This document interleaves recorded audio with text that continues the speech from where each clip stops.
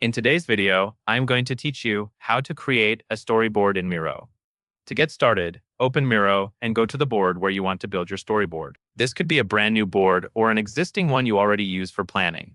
Once your board is open, take a moment to orient yourself. You will be working directly on the canvas in the center of the screen, and you will use the tool options to add and label your content.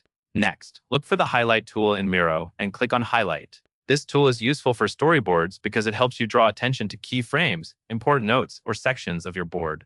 When you are storyboarding, clarity matters, and using Highlight helps your layout feel organized and easy to scan. After you select Highlight, your cursor will be ready to apply that highlighted style on the board.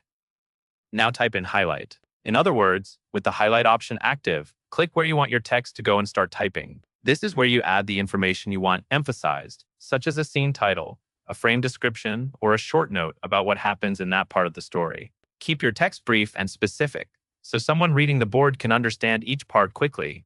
If you need the text to stand out even more, you can keep the wording tight and use consistent phrasing across frames, like starting each description with an action.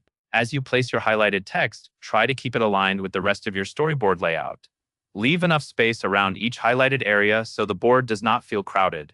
If you make a mistake while typing, you can click back into the text and edit it just like you would in any text field. You can also drag the highlighted text to reposition it if you want it to line up with other storyboard elements on your canvas. Once you have added your highlighted text, you have the foundation for marking important parts of your storyboard in Miro. That covers everything you need to know, and that is all there is to it.